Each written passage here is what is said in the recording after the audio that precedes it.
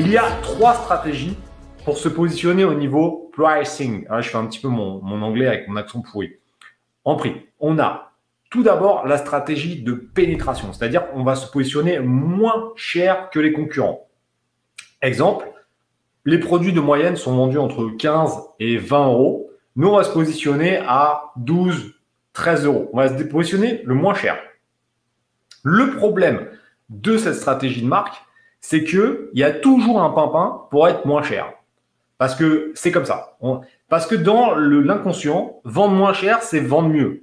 Et alors ça, si tu suis un peu ce que j'explique dans la chaîne YouTube et ce que j'ai déjà montré dans le programme, j'ai prouvé, d'ailleurs je l'ai même prouvé dimanche là dans un dernier live, que c'est pas forcément. Je peux même vous le montrer. Je vais regarder. Je finis mes 3 stratégies et après je vous montre directement sur Amazon que c'est pas forcément le cas, puisque j'ai fait une étude de cas il y a 2 jours et j'avais exactement ça. Et un produit où au final, c'est pas les moins chers qui en vendent le plus, loin de là. Donc la stratégie de pénétration, c'est qu'on va se positionner le moins cher. En tant que Français, en tant que société française, c'est une stratégie de merde parce qu'il y a toujours des mecs pour se positionner moins cher, les Chinois, les Anglais, les Allemands, qui ont déjà moins de charges et qui ont déjà cette stratégie-là un peu de base. Les Anglais, par exemple, sur le marché britannique, ils ont tendance à être sur du volume, donc à être vraiment peu cher. D'ailleurs, tu l'as peut-être déjà vu, c'est vrai qu'en Angleterre, en général, tout ce que tu achètes, c'est un peu moins cher. Eux jouent sur des volumes parce que c'est vrai que c'est quand même un gros business, l'Angleterre, enfin le Royaume-Uni. Donc, ils ont déjà ça ancré. Nous, on est plutôt sur la dernière stratégie que je t'expliquerai. La deuxième, c'est la stratégie d'alignement. C'est-à-dire qu'en gros, si les mecs sont entre 15 et 20 euros, tu vas te mettre entre 15 et 20 euros, tu vas t'aligner sur le prix du marché. En soi, c'est pas une mauvaise stratégie. Si jamais tu t'alignes et que tu as en plus une différenciation, là, tu es bien. Mais si tu fais une différenciation et que tu as un meilleur marketing, tu vas entrer sur la 3e stratégie, celle que moi j'utilise et celle que je partage à mes membres et à la Team Phoenix, c'est la stratégie d'écrémage. Le fait de la stratégie d'écrémage, c'est qu'on va vendre plus cher que des concurrents, mais en apportant un meilleur marketing et ou un meilleur produit ou une meilleure différenciation ou voilà. Mais rien que le marketing, ça peut suffire. Nous, on a un produit dans la boutique d'exemple. C'est exactement le même que notre fournisseur qui vend sur Amazon. Le fournisseur sur Amazon, il le vend 35 euros. Nous, on est à 50 euros.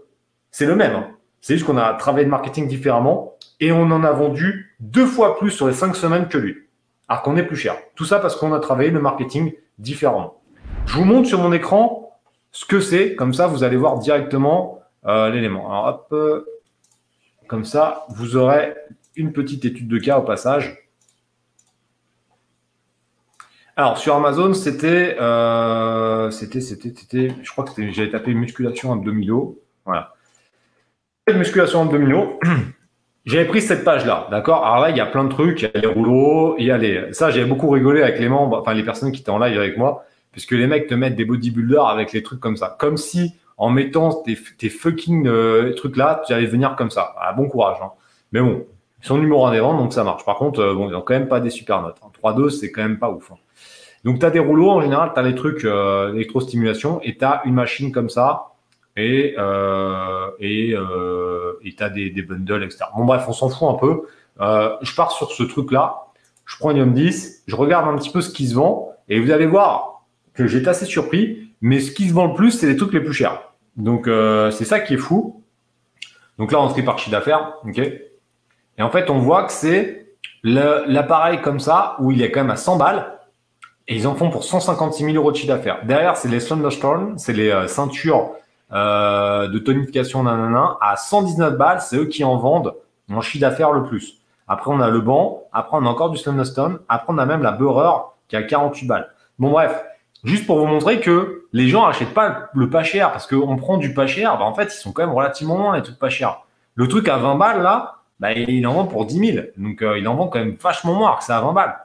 On a, regardez, 22, 24, 25, 14. Les petits prix, voilà, les petits prix seuls, bah, se vendent pas beaucoup. Ce qui fait que quand on compare, donc là, il y a les machines, là, il y a la ceinture d'électrostimulation, celles qui se vendent le mieux, c'est les plus chères.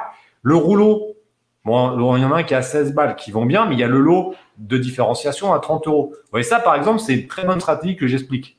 C'est-à-dire, il fait une différenciation avec un petit bundle de différents produits pour se différencier. Ils vont beaucoup plus cher que tout le monde parce qu'ils ne vendent pas que le rouleau. Et ils vendent quand même pas mal, hein, parce que le coco, il est à 20 000 balles par mois. Hein, donc, c'est quand même pas mal. Hein.